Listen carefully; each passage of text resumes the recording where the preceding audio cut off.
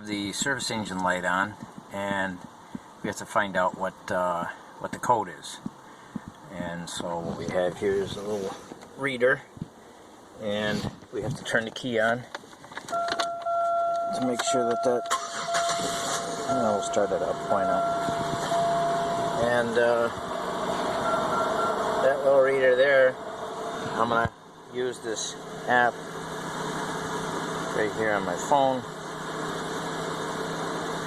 and we're going to look up the trouble codes. It's just a Elm 327 reader, and so you click on the codes again.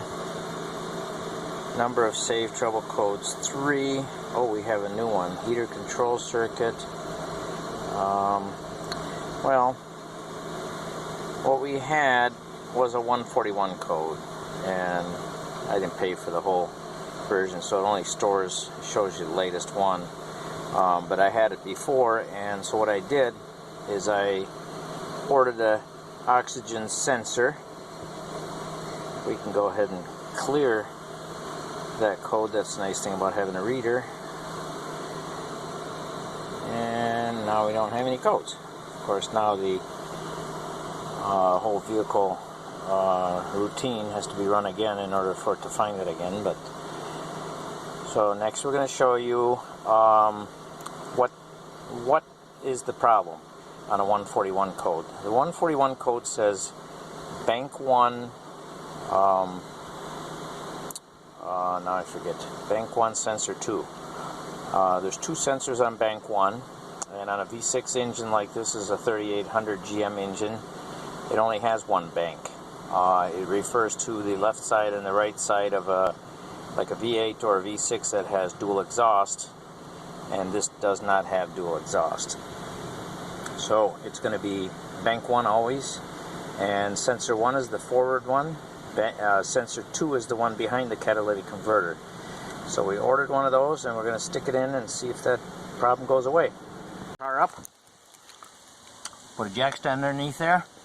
Let the jack down a little bit. Shook the car. Seems very stable. It's safe to go underneath the car.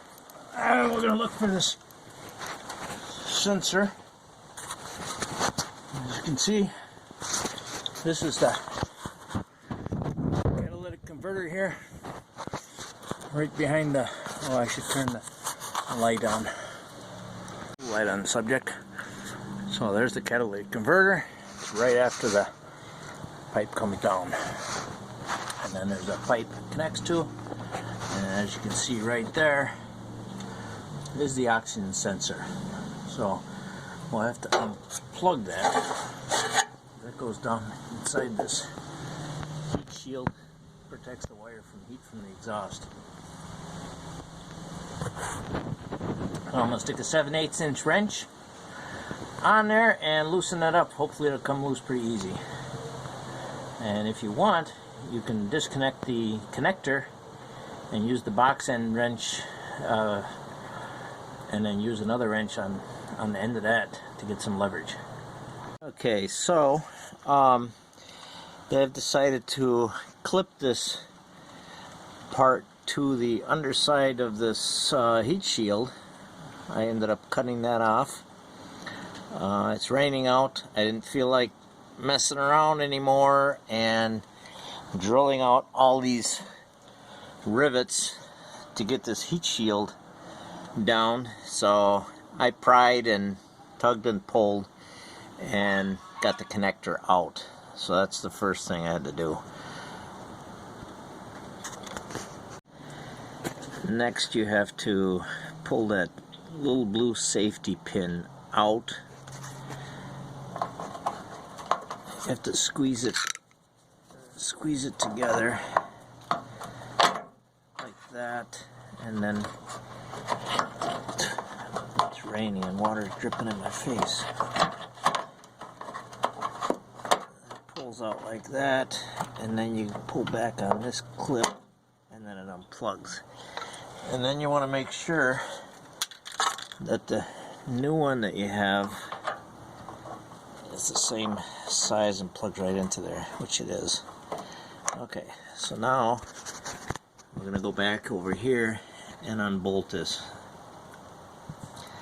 You can cut this cable off so you can get your box end on easier if you want. Okay, cut the end of the plug off. I cut it off long enough so that if I have to attach it back again, I got enough long wires to do that, but I don't expect to put that back in. And so I've got my box end wrench on there, and as you can see, I put another wrench on the end of that to give me lots of long leverage. Okay, it cracked loose pretty easy, and now we can just use the open end to unscrew it the rest of the way.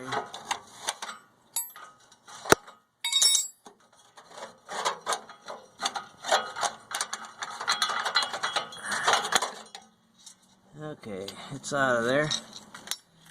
Now we have the new one here. It's got a little protector cap. I'm going to take that off and screw this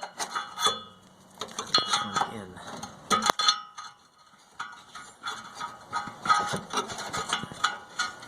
I usually twist it backwards a little bit so that cable is not so hard to spin. Okay, we got it started, and then we have to spin this cable a little bit so it doesn't get all twisted up.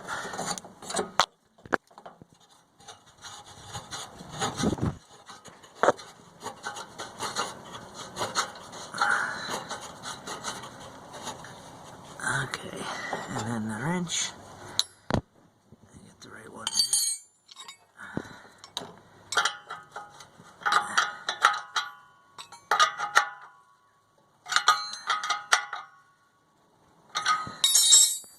And make sure your cable's not all twisted up.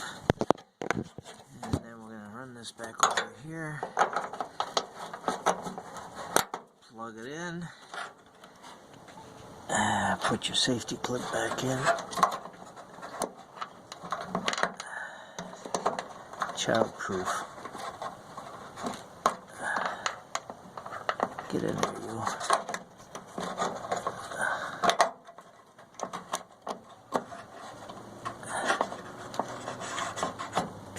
Then used a hammer to beat the stupid heat shields all back in place. So, oxygen sensor been replaced. Now we'll have to do a drive test and see if that error comes back.